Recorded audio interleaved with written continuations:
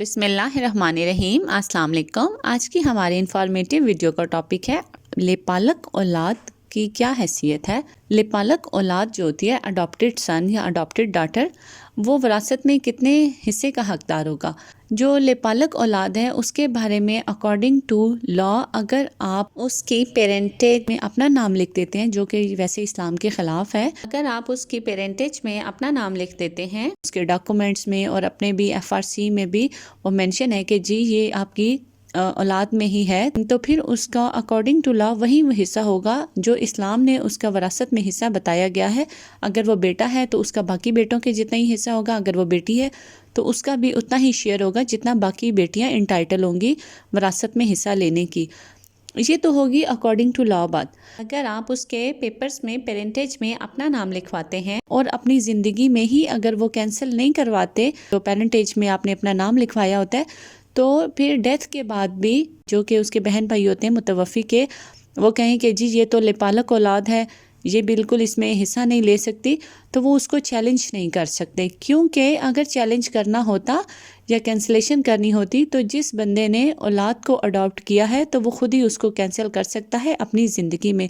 اس کے مرنے کے بعد باقی جو اولاد ہے یا باقی جو بہن بھائی ہیں متوفی کے، جو فوت ہو گیا ہے، اس کے بہن بھائی اس کو چیلنج نہیں کر سکتے۔ تو اس طرح سے جو لپالک اولاد ہے وہ اس میں برابر حصہ لے گی، جس طرح سے باقی جو وارث ہیں وہ جائیداد میں حصہ لینے کے حقدار ہوتے ہیں۔ قرآن پاک میں ویسے کلیئرلی مینشن ہے کہ جو آپ لپالک اولاد ہے، اڈاپٹیڈ سن، اڈاپٹیڈ ڈاٹر، آپ ان کو ان کے پیرنٹس کے نام سے بلائیں، ان کو اپنے نام سے نہیں۔ لیکن جو آج کل میں دیکھا جا رہا ہے کہ اڈاپٹیڈ جو چلڈرن جو ہوتے ہیں ان میں پیرنٹیج چینج کر دی جاتی ہے، اس وجہ سے بھی تاکہ وہ واپس کہیں ان کو پتہ چلے یہ دوسرے ہیں، کوئی اور نام ہے، تو پھر تھوڑا سوسائٹی میں بھی پرابلم بنتی ہے۔ رشتہ داروں میں اگر کسی کو اڈاپٹ کیا ہے تو وہ پھر واپس چلا جاتا ہے بچہ 10-12 سال کے بعد، یا پھر اگر بچہ سٹڈی نہیں کر رہا یا پھر بچے کی سٹڈیز کے لیے فارم وغیرہ کی ضرورت ہوتی ہے گارڈین وغیرہ بننے کے لیے، تو وہاں پہ بھی تھوڑی سی کمپلیکیشنز آتی ہیں۔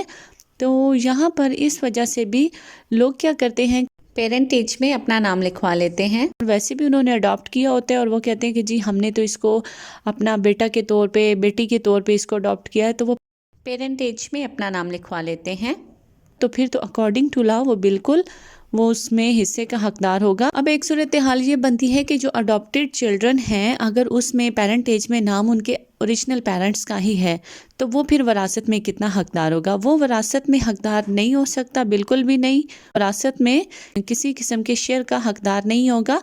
unless and until جو مرنے والا ہے اس نے اپنی لائف میں ہی کوئی ول کی ہو، وہ 1/3 حصہ جو ہوتا ہے وہ اس کی وہ وصیت کر سکتا ہے، یا پھر اس نے اپنی زندگی میں ہی اس کے نام پہ کوئی پراپرٹی کر دی ہو، کوئی سیل اینڈ پرچیز، اس کے پاس ویلڈ پروف ہونا چاہیے، تو تب کے نام پہ وہ اس کا فادر کر گیا یا اس کی مدر کر گئی ہے، وہ اس پراپرٹی کا ہی حقدار ہوگا، اس کو باقی لوگ چیلنج نہیں کر سکتے۔ یہاں پر بھی اگر آپ نے پیرنٹیج میں اپنا نام نہیں لکھوایا، اس کو اپنی زندگی میں ہی 1/3 حصہ جو ہے اپنی کل جائیداد کا، اس کو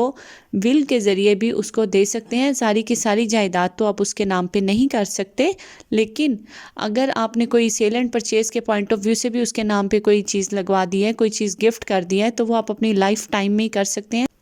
اس لیے جو بھی اڈاپٹیڈ چائلڈ ہے وہ بھی وراثت میں حقدار ہوگا اگر پیرنٹیج میں نام لکھا ہوا ہے، اور وہ حقدار نہیں ہوگا اگر اس کی پیرنٹیج میں نام نہیں لکھا ہوا۔ تو یہ تھا ہمارا آج کا ٹاپک، دعاؤں میں یاد رکھیے گا۔ تھینک یو سو مچ، اللہ حافظ۔